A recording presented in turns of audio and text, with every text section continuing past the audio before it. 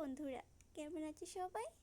আজ আমি তোমাদেরকে দেখাচ্ছি মাছের ঝোলে রান্না। এই দেখো, এটা হচ্ছে কি বলো তো, বাঁশ। তোমরা কখনো বাঁশ খেয়েছো? তো চলো বাঁশ রান্না করাটাই দেখাই। এটা হচ্ছে বাঁশের খুবই ছোট অবস্থায় রান্না করা হয়। আমাদের দিকে বাঁশ খাওয়া যায় রান্না করে। তো এটার নাম হচ্ছে আমাদের ভাষায় বাঁশকুড়ুল। তো চলো, হ্যাঁ দেখতে পাচ্ছ আমি কড়াইতে তেল দিয়ে দিয়েছিলাম। এখন বাঁশ কুড়ুল আর আলু দিয়ে দিয়েছি। এবার একটু নুন দিয়ে দেব আর একটু হলুদের গুঁড়ো দিয়ে দিব। হ্যাঁ, একটু বেশি করে দিয়ে দিলাম।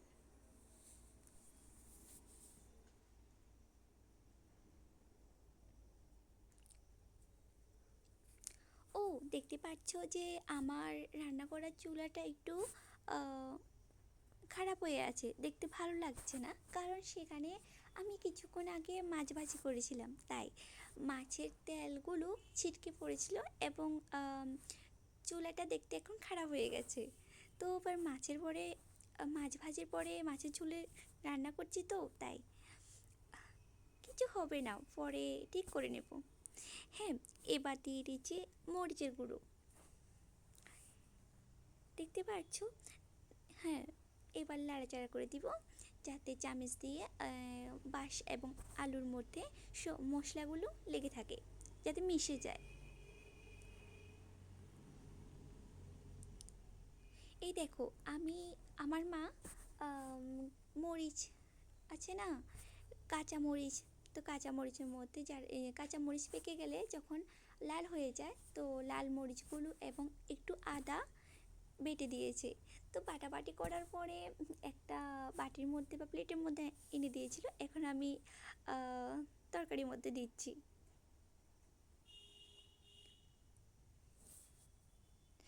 আদা দিলে একটু খেতে ভালো লাগে রান্নাটা। এবং মরিচ দিয়েছিল, কারণ মরিচ বাটি দিলে ভালো লাগবে। আমি কিন্তু গুঁড়ো লাল মরিচও দিয়ে দিয়েছিলাম এবং কাঁচা মরিচের মধ্যে যেটি লাল হয়ে গেছে সেটি বাটাও দিয়ে দিয়েছি। একটু ঝাল ঝাল করলাম যাতে আমরা খেতে ভালো লাগে, কারণ আমাদের পরিবারের লোকগুলো ঝাল খেতে বেশ পছন্দ করে।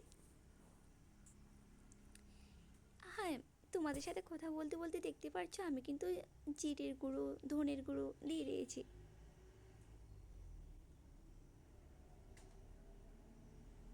তোমরা রান্নাটা দেখলেই বুঝতে পারবে। আমি কথা বলতে বলতে ধনের গুঁড়ো এবং জিরের গুঁড়ো মশলাগুলো দিয়ে দিয়েছিলাম। তো একটু আগুনের মধ্যে রাখবো, গরম করব যাতে একটু ভাজি টাইপের হয়ে যায়, তারপর জল দিয়ে দিব। হ্যাঁ, জল দিয়ে দিচ্ছি,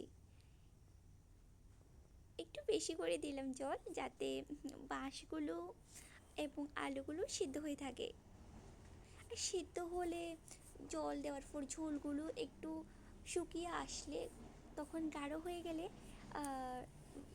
সবজিটা বা মাছের ঝোলের তরকারিটা খেতে ভালো লাগে এবং সিদ্ধ হয়ে থাকে। এবার এক এক করে মাছের টুকরোগুলো দিয়ে দিচ্ছি। মাছের পেটি দিয়ে দিলাম একটা, এবার দিব আরেকটা।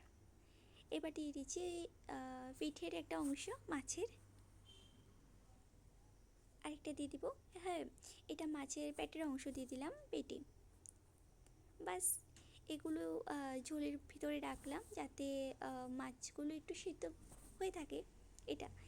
এবার একটু নাড়াচাড়া করে দিব আর একটু ঝোলগুলো কমিয়ে আনবো, জলটা একটু কমিয়ে আনবো যাতে মাছ, বাঁশকুড়ুল, আলু সব কিছু সিদ্ধ হয়ে থাকে।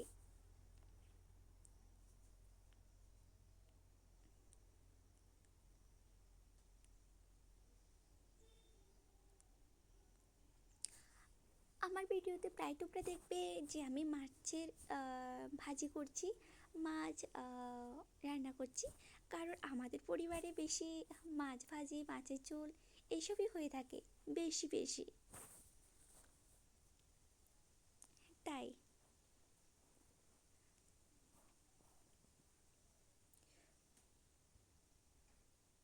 তোমরাও কি মাছলি খাও? মাছ খাও?